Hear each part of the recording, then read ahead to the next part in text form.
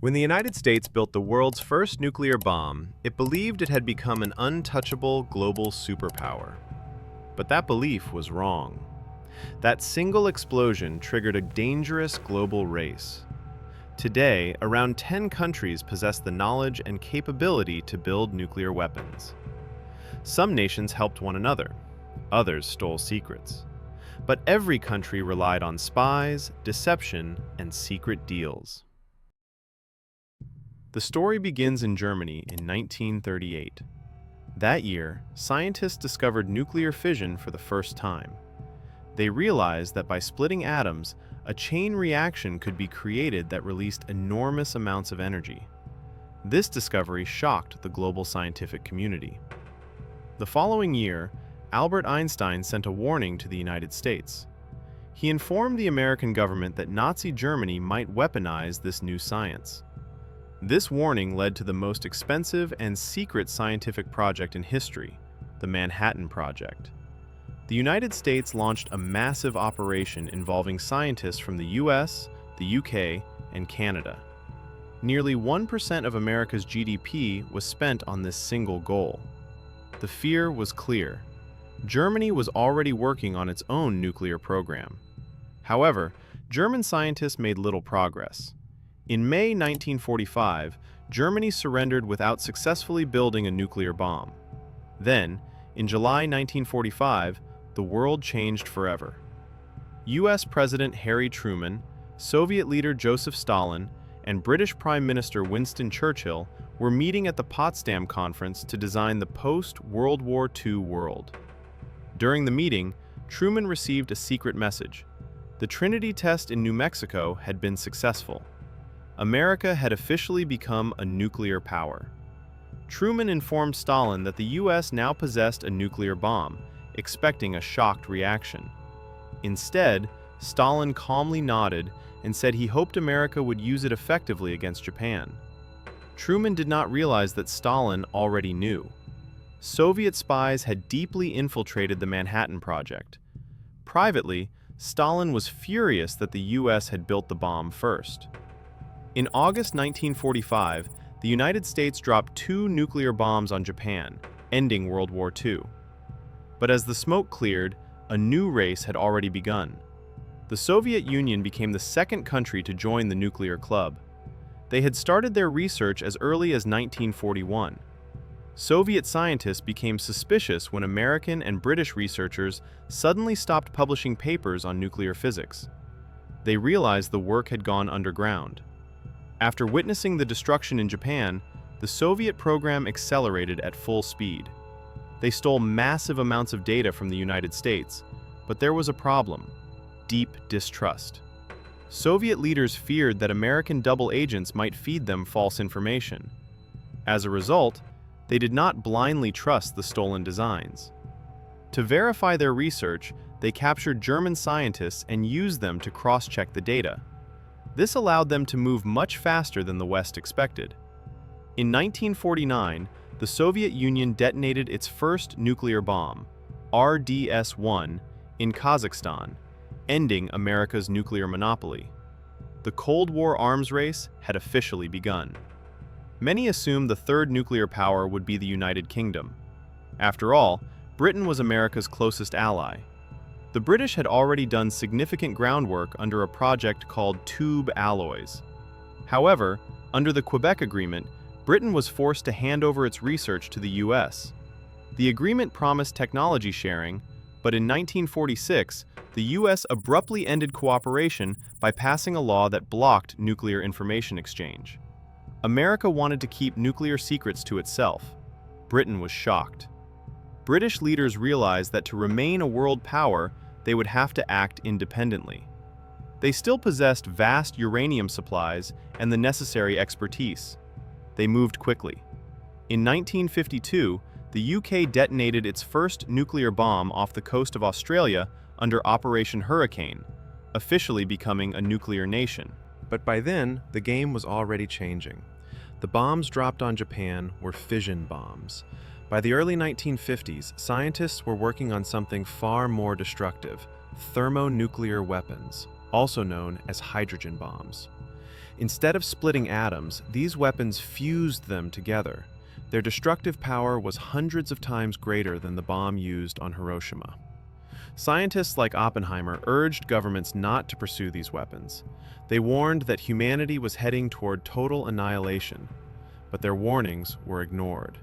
In 1952, the United States conducted the Ivy Mike test, the world's first hydrogen bomb. The Soviet Union followed in 1955, and Britain tested its own hydrogen bomb in 1957. Humanity's capacity for destruction had now increased by nearly 1,000 times. The fourth country to acquire nuclear weapons was France. During the Suez Crisis, France felt humiliated and believed the superpowers were sidelining it. French leaders decided they needed their own independent defense to be taken seriously as a European power. The United States strongly opposed France developing nuclear weapons and tried repeatedly to stop it. But President Charles de Gaulle stood firm. He argued that nuclear weapons were essential to French sovereignty. France began sourcing uranium from its African colonies, including Madagascar and Gabon. Despite still recovering from the devastation of World War II, French scientists pushed forward. In 1960, France detonated its first nuclear bomb in the Sahara Desert of Algeria. The test, known as Gerbois Bleu, sent a clear message to Washington and the world. France no longer depended on American military protection. The fifth nuclear power was China. China wanted nuclear weapons primarily as protection against the United States. At first, the Soviet Union assisted China, viewing it as a fellow communist ally. But relations soon deteriorated. Soviet leader Nikita Khrushchev began criticizing Stalin's legacy and sought better relations with the West. Mao Zedong strongly disagreed. He accused the Soviets of abandoning revolutionary principles. The two countries split, and the Soviet Union withdrew all technical support, leaving China to figure everything out on its own. At the same time, China was going through the Cultural Revolution. Despite internal chaos, enormous resources were directed toward nuclear development. In 1964, China shocked the world by detonating its first atomic bomb at Lop Nur. Then came an even bigger surprise. Just 2.5 years later, China tested a hydrogen bomb. This was the fastest transition in history from a basic fission weapon to an advanced fusion bomb. The sixth country on this list is perhaps the most secretive of all: Israel. To this day, Israel has never officially admitted that it possesses nuclear weapons, choosing instead to maintain strategic ambiguity. In the 1950s, with support from France, Israel began constructing a hidden nuclear facility in the Negev desert. American spy planes eventually spotted the site, raising alarms in Washington. President John F. Kennedy demanded inspections, but Israeli officials delayed and avoided full transparency. Underground levels were concealed, using fake walls and hidden elevators to mask weapons production. Before Kennedy could force the issue, he was assassinated. His successor, Lyndon B. Johnson, took a far more pro-Israel stance. By 1967, it is widely believed that Israel had already developed nuclear weapons. Global confirmation came much later, in 1986, when a technician named Mordecai Vanunu leaked photographs from inside the secret facility to a British newspaper. Before the story could be fully published, Israel's intelligence agency, Mossad, intervened. Vanunu was lured into a trap by an undercover agent posing as an American tourist. Once he traveled to Rome, he was drugged, kidnapped, and taken back to Israel, where he spent 18 years in prison.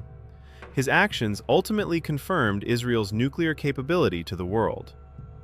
The seventh nuclear-armed country was India. Surrounded by hostile neighbors, India felt strategically trapped. It had already lost a war to China in 1962 and continued to face conflict with Pakistan. Using a nuclear reactor acquired from Canada, India launched a research program while publicly claiming it had no intention of building weapons. That claim collapsed in 1974 when India conducted a nuclear test in the desert. The test was labeled a peaceful nuclear explosion and given the codename Smiling Buddha. The international reaction was swift. Canada and the United States imposed sanctions for misuse of nuclear technology. India paused briefly, but by the 1990s it officially weaponized its program and announced a no first use policy, promising not to use nuclear weapons unless attacked first. The eighth country had one of the most unique nuclear stories: South Africa. By the 1970s, the apartheid government had become internationally isolated. Sanctions, regional instability, and the spread of communism in neighboring countries like Angola convinced leaders that nuclear weapons were the ultimate security guarantee. South Africa had large uranium reserves and used them to build nuclear bombs. By the early 1980s, it had produced 6 fully functional nuclear weapons. In 1989, a U.S. satellite detected a mysterious flash near South African-controlled waters in the Indian Ocean, widely believed to be a joint nuclear test conducted with Israel. Soon after, global politics shifted. The Soviet Union collapsed, the Cold War ended, and apartheid was nearing its end. Fearing that nuclear weapons might fall into the hands of a future government led by Nelson Mandela, South Africa made an unprecedented decision. It voluntarily dismantled its entire nuclear arsenal, destroyed the blueprints, and rendered its uranium unusable. To this day, South Africa remains the only country to have built nuclear weapons and then completely given them up. The ninth country was Pakistan. After losing half of its territory in the 1971 war with India, Prime Minister Zulfikar Ali Bhutto declared that Pakistan would build a nuclear bomb, even if its people had to survive on grass. Pakistan's nuclear program was led by Abdul Qadir Khan, a metallurgist working in the Netherlands at a uranium enrichment facility. Using his access, he secretly obtained centrifuge designs, memorized and copied them, and brought the knowledge back to Pakistan. This gave the country a major head start. China also provided assistance, largely to counter India's influence. The United States was aware of Pakistan's efforts, but chose to look the other way because it needed Pakistan's support in fighting the Soviets in Afghanistan.